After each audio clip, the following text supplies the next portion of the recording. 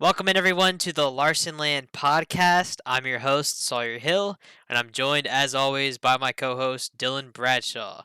We come in here every single week and talk about all things involving the 2021 NASCAR Cup Series champion, Young Money Kyle Larson. Dylan just wrapped up a big weekend for NASCAR at the Chicago Street Course Race, the first ever street course event for NASCAR Cup Series competition, and it was a pretty surprising race, a surprise winner with Shane Van Gisbergen, SVG as they like to call him, picking up the win in his first career NASCAR start. Pretty impressive stuff there, but I gotta say, I think we were both pretty down on this race going into it, but it turned out to be a lot better than what we really expected. I think that the action on track was better than some other road courses we saw this year so far, and all in all, not terrible race. Some things to pick at, but a decent race nonetheless. Yeah, I think the big thing this weekend is the rain pretty much ruined a lot of it. We saw the Xfinity race that was cut short. They postponed it to Sunday, I think at 11 a.m. Completely flooded. I did not think they would even get the Cup race in. I saw tweets like Jeff Gluck posted a tweet that people in the media room were getting like life-threatening flash flood warnings. There was like videos and pictures of tire stacks just completely covered in water. I did not think they'd get it done, but initially, the start of the race, we had a lot of spinouts. That was due to the wet track. A lot of guys piling into the tire barriers and so on and so forth. One of those guys being Gregson, I think he ran in the same tire stack like four times. So I don't know what's going on there, but yeah, I think the race did get better as time went on when the track dried up a little bit. There was some passing here and there, but I did expect a lot more wrecks going into this race, but Yep. I think a lot of that just didn't happen because there was no double fire restarts. Now, maybe that's a double-edged sword. You get double fire restarts. Maybe you get some better racing, some better overtakes, but you could also get a lot more wrecks, a lot more cautions, drawing out the race more. So I do think that prevented a lot of the wrecks that we saw. But all in all, okay race. You mentioned Van Gisbergen, really impressive. It really makes it more impressive to me that everyone's been talking about. He's used to driving and shifting on the complete other side of the car, which is even crazier to me. He just hops in car for the first time, and just dominates everyone pretty much. It's the first driver to win his first Cup start since I think it's been around 60 years or so. So just put on a clinic, kind of made mockery of NASCAR drivers, I guess you could say. Just like Elliot said, he's just going to go back to his buddies in New Zealand and just talk a bunch of crap about NASCAR and how he whooped everyone. But yeah, all in all, a decent race. It sucks the event. All the concerts and everything is kind of ruined by the rain, but at least they made the best of it and they got their race in.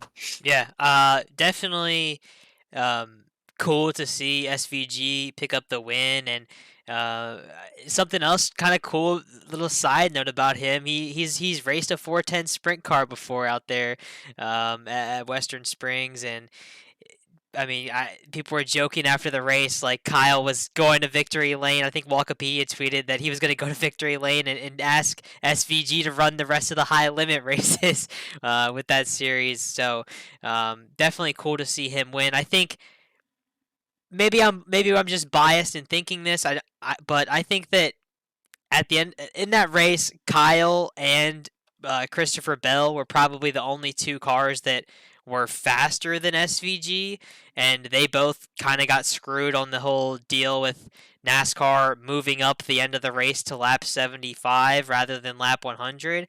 I think that was the big stain on this event. I mean, you look at it and you say I don't have a problem with them shortening the race, but I think that they need to in the future evaluate how they go about that because it really messed up the outcome. Not maybe not because SVG he pitted on the same sequence as Larson and Bell did, but in my opinion that made the race legitimate for me. If Justin Haley or Chase Elliott or Austin Dillon had won the race, it would have been an illegitimate winner. I mean, those guys they pitted anticipating NASCAR moving the race finish up to what sooner than lap 100, and NASCAR went ahead and did that in the middle of pit cycles and kind of took Larson out of it. Then he got involved in that incident, the caution right after that, where three or four cars spun out, blocked the track. Larson kind of ran into them, messed up the nose of the car, and Kyle's car never was really as good after that point. I mean, he was really struggling on the straight line situations. His aerodynamics were just nowhere near as good as some of the other guys. I mean, for him to battle up and finish fourth, I think it was a good day. And again, another top five finish for Larson, a good points day. I mean, you look at a lot of the other main contenders up there in points, and not really a good day for a lot of other guys. So it was a lot of weird names up front, but Larson remained up in that top five. So maximized his day in terms of, taking the good with the bad. Definitely could have been a race where he, I think, again, probably had one of the fastest cars, should have won it, but we'll take it and move into Atlanta. But funny kind of talking about the rain situation. I was texting back and forth with front tire changer on the five car, Blaine Anderson, friend of the show, and he was saying his phone got completely ruined. He was up in the pit box for before the race, and his phone just is completely not working. The rain just ruined it, got soaked, and he was actually texting me off of his iPad. So best wishes to Blaine's phone. Yeah, it is crazy. I saw a bunch of videos, guys in the pit boxes. They had like the squeegee rollers, and they had another crew guy standing on top of the squeegee to weigh it down to just completely dry out the pit box. So absolutely flooded. That got the worst of flooding, I think, was the pit area because, like I just said before, with the tire stack, it was just completely flooded. But touching back on like the shorten of the race. The race has been scheduled since like 5:30 for a while. I talked to you about it a little bit. Even if they did start on time, I mean, there's a good chance that it could have gotten Oh shortened as yeah, well or got dark because 5:30 start time. I think it started only an hour and a half later after the start time. So, I mean, you factor in that other 25 laps, there could have been a bunch of red flag caution just drawing the race out. So, I don't know. Maybe it's just bad schedule on their part. Even if there was no rain, it could have gotten shortened, or they called it due to darkness. But it was definitely getting dark there at the end when that overtime hit, and they just kept driving around the pace laps. I thought for sure they would end up calling it sooner or later for darkness, but thankfully they got it in. As far as that traffic jam, that's another thing that kind of stained the race, I think, a yeah, little bit. I think it was 14 car traffic jam. Byron kind of went into the tires a little bit. Chain reaction. Harvick went around. LaJoy went around. It was Harvick and LaJoy that kind of blocked it. A few guys made their way through, but that was a bad situation on NASCAR's part with reassigning the positions. I mean, Byron, Harvick, and LaJoy. I mean, they were the ones that pretty much wrecked, and they got their spots handed back. yeah. There was guys like you said, Reddick, who was behind Larson. I don't know if he got through or what, but he ended up being placed He got ahead of through. Larson. Yeah, but so I don't know, but I definitely think the It, guys that caused the wreck have no business getting their spot back. So right. I don't know. And I guess for me, like, okay, I obviously thought Kyle should have gotten his spot back because the track was blocked. He did run into them and mess up the nose of the car. So I guess in some people's case, he was involved in the caution. But I mean, I think Kyle definitely should have gotten his spot back. But I just don't understand if you're gonna put the other guys that were involved in the wreck, the other three cars involved in the wreck, ahead of Larson, which they were definitely the cause for the caution. But then putting Reddick ahead of those guys, that's not necessarily getting their spot back as NASCAR said it was, because Reddick actually passed like five cars in that interaction. He was behind Larson before it happened, and then he restarted like 4 or 5 spots ahead. So it really didn't make any sense to me. I know Cliff Daniels on the radio. I was listening to the radio the entire race, and Cliff was irate. I mean, I don't think we've heard him be that frustrated the entire season so far. He was really frustrated with the call by NASCAR, and Tyler Mon, the spotter, was trying to just calm down Cliff, calm down Kyle, get the situation under control. But it was one of those deals where it just made no sense, and I think I was tweeting live for the race, and I took to Twitter like during that time, and I was going off too because it was like if you weren't listening, if you were just following along on Twitter and just following along on NBC, you weren't really getting the whole gist of what was happening there during that exchange. People were kind of saying like, "Oh, we are complaining a lot about it," but at the end of the day, Kyle basically lost 5 positions in that interaction where he should have had a chance to be closer to the front. Maybe not. Maybe it wouldn't have given him a chance at a win with the nose damage, but definitely was a frustrating situation there. Yeah, just classic case of NASCAR being inconsistent, just trying to change things on the fly. It sucks, but all in all, I mean, the event just had a lot of variables that kind of affected it. But It is renewed for 2024 and 2025, so hopefully weather isn't a concern for the Yeah. next years coming up. I don't know if NASCAR will look to advance in any other street courses. I know there is a little bit of challenge with trying to find a course that's like wide enough, which I think that is part of the reason before, like I was talking about with the single file restarts, it's not really wide. So, but I don't know. I think it's just their hand at trying to be like F1 and IndyCar a little bit. I don't think the cars are really set up for this. They're not set up for the overtaking on these street courses like IndyCar and F1 is. Just completely different car, but it did turn out the racing product. It turned out a little bit better than I Yeah. thought. I was completely negative going into this based off the last podcast. Just ever since they announced this, I've just been negative towards it. So at least it wasn't too bad, but the rain did pretty much ruin the weekend. Yeah, and I think it's easy to get negative about these new events as we've seen with some of these gimmicky events that NASCAR has put together the past couple of years, like the Clash, like that one is one that I still hate, and then the Bristol Dirt. It's just those annoying events like that. We get used to like every single one coming up. We're like, oh my god, it's gonna be another crappy event. But North Wilkesboro was good. I know it wasn't the best racing there, and then the Chicago Street Course race, like two kind of cool races, two of the cool like new races back to back. I think, and Chicago definitely turned out good. And to your point about the tires or like about the rain, I think for me at least, I think that the rain definitely ruined the race in some ways, but it made it more interesting at the beginning of the race in terms of strategy with having to start out on the wet tires because something we don't ever see in NASCAR is really tire strategy. And you're speaking about like F1 or IndyCar being on street courses, and that's kind of something that if you listen to this podcast and you watch F1 or you watch IndyCar, those series have different tire compounds that they run in a single race that they are mandated to they have to run a softer tire at some one stint in the race and then a hard tire, and the lap time and the way the tires degrade based on the compound changes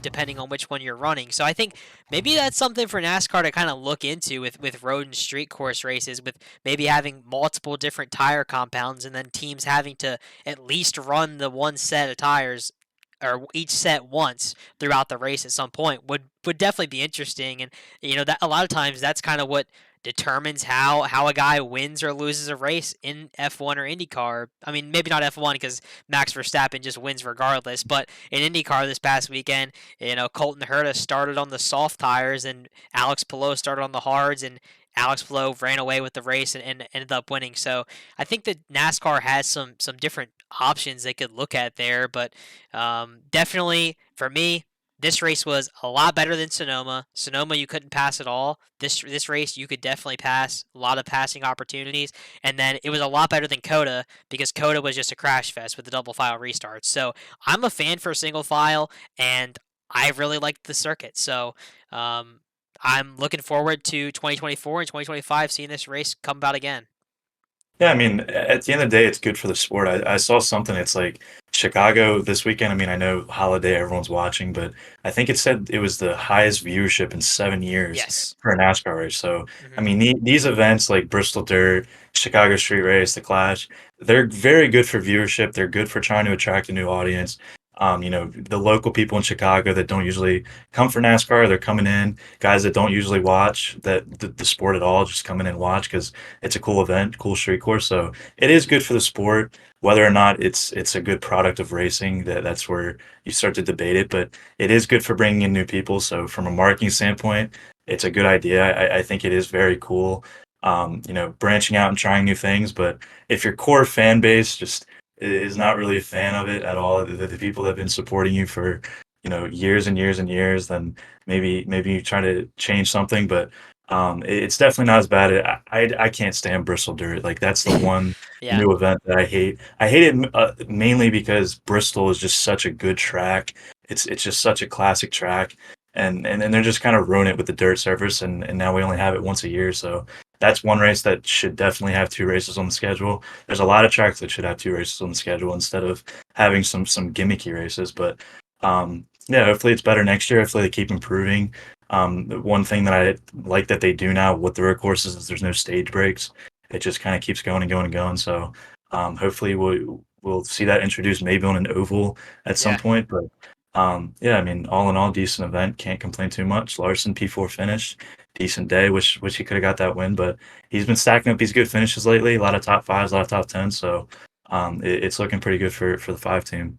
Absolutely, and they head into a tough one at Atlanta. That's going to be the true test. Can the top 10 streak continue on at the Atlanta Super Speedway, as we like to call it now? Going to be an interesting race there this coming weekend. Obviously, again, with those Super Speedway style races, no practice, just qualifying on Saturday and then straight to the race on Sunday. Going to be another night race. Going to be like the third night race in a row on a Sunday night. Kind of interesting there. I know there's mixed opinions about the Sunday night races. I know a lot of people are used to the Saturday night races, but we'll see how that goes, and hopefully Kyle can stay out of trouble again, and maybe pick up a surprise win at Atlanta. I know we're not expecting that one at all, but would be cool to see. Now, kind of real quick, just want to touch on. The only other race that Kyle ran this past week was at Caraway Speedway with the Cars Tour. Seventh place finish there. Initially crossed the finish line eighth, but race winner Lane Riggs was disqualified after. I mean, he was emotional in victory lane, crying in victory lane and stuff, and then he's disqualified the day after. You hate to see it, but seventh place finish on the books for Kyle Larson there. Unfortunately, it wasn't a very interesting race, kind of boring, kind of hard to pass, but Kyle doesn't really claim to be a good pavement short track racer anyway. He picked up that win at Martinsville earlier this year, and that was a monumental win for him. But got to respect Kyle going out and supporting the local event, and kind of supporting Dale Jr. and Kevin Harvick and Jeff Burton in that whole Cars Tour series. Yeah, I didn't really watch it. I just know a lot of people on Larsonland Twitter were complaining about it being so boring and just a terrible race. But I mean, respectable finish. He started 16th. He finished seventh, like you said, originally eighth, but because of the DQ. I think the DQ had something to do with like a sway bar being like a millimeter too big, something crazy like that, and they weren't aware of it. But seventh place finish. Kyle said he was kind of aiming for that, inside top 10 area. So got that. I mean, it was his first start in 10 years in a late model stock car. So I mean, whether or not we see him again, who knows? It depends on how much fun he had. But according to the fans, it wasn't a very fun race to watch. I didn't know because like I said, I didn't really watch it. Just saw a few clips here and there. But yeah, I mean, we'll see in the future if he runs anymore.